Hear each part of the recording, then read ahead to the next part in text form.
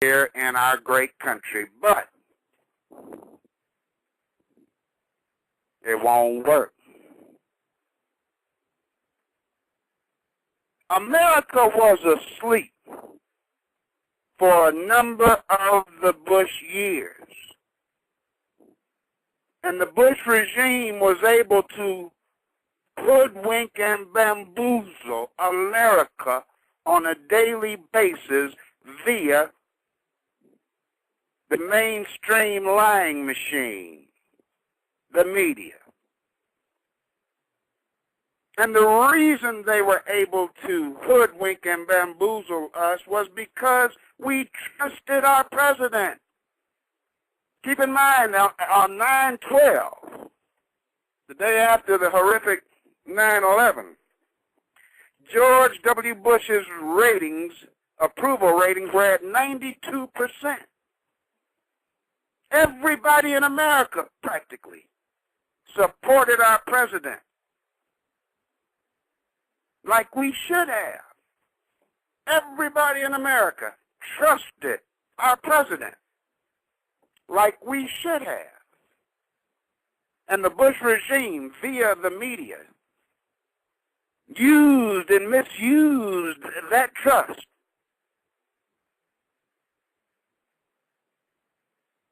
Time after time. Which led us to an unjust war. Over 4,000 of our brave soldiers dead, over 50,000 maimed for life, thousands more mentally depressed. Not to mention the hundreds of thousands of Iraqis who were killed unjustly for an unjust war under false pretenses, lies from the Bush regime.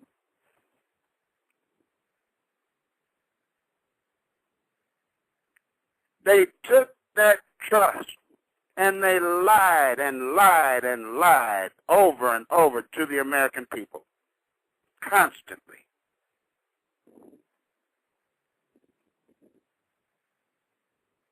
You know, I think back as we are trying to climb out of this economic collapse. I think back. I've always listened to talk radio, particularly right-wing radio. Your Flush Limbaughs, your Hannitys, your Michael Medved, your Dennis Prager's, all of them. Laura Ingraham, Howard Hewitt.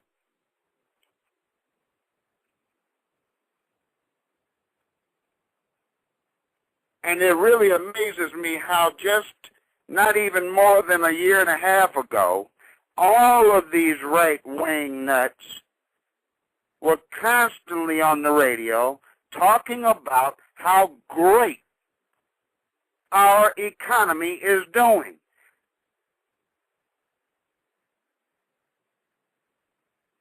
As if they literally got faxes directly from the White House as to how to hoodwink and bamboozle we, the American people.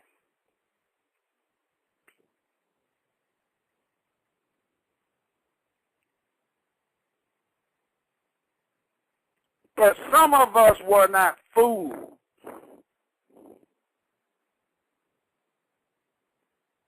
And it was very rewarding to those of us who could see through the manipulation. It was very rewarding to watch Bush's approval numbers slowly, and I must say it was slowly, but surely go down. 92, 88, 77, 65, on and on and on, which meant that the American people were waking up.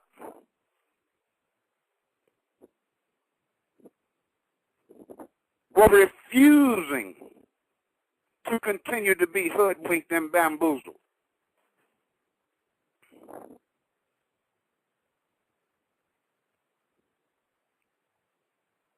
And as we all collectively watched the Bush regime practically destroy our great country, that is when we collectively said, enough is enough.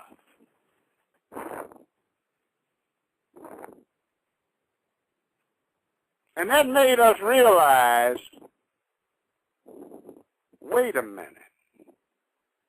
We better pay attention to these folks, especially these Republican right-wingers who don't care about anything whatsoever except, as Marvin so eloquently stated, a tax cut for themselves. Why? Because they're rich.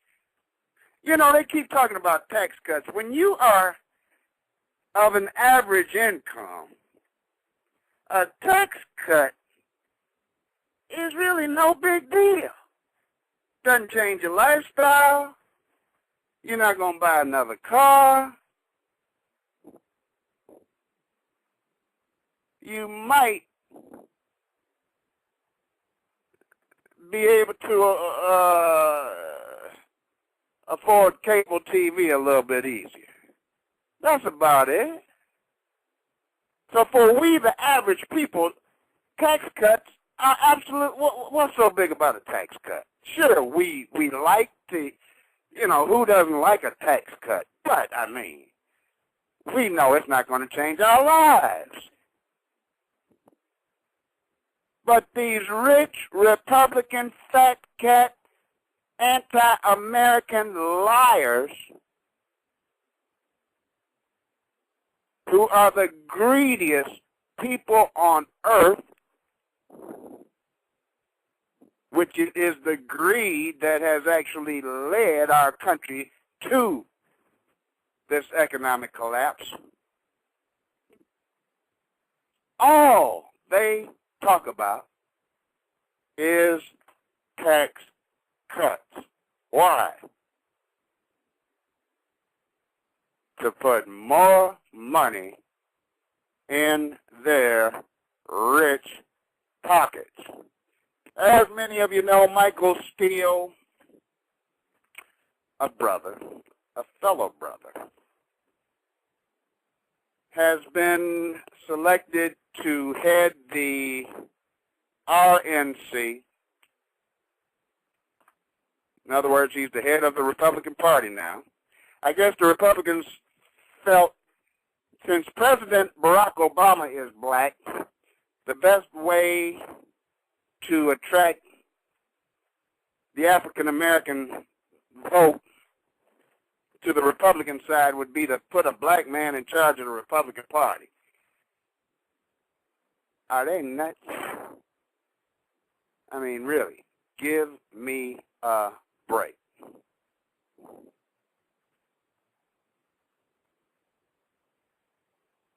But Michael Steele was on the Glenn Beck show the other day, and even he said, you cannot trust the Republican Party.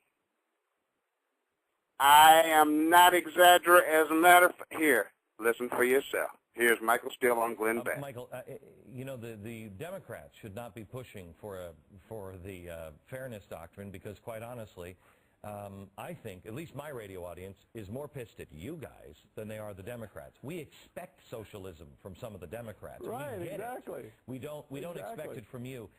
And if I may be so bold to speak for a lot of people here, I can tell you how I feel, and I think a lot of people feel this way. We actually believed in something in 2000. Yeah. We believed in something in 2004. It's not really easy to be, you know, the pariah in your office, to be the hate-monger racist that wants to steal, you know, to starve everybody's children and just hates anybody who's different. We actually took a lot of crap for a long time.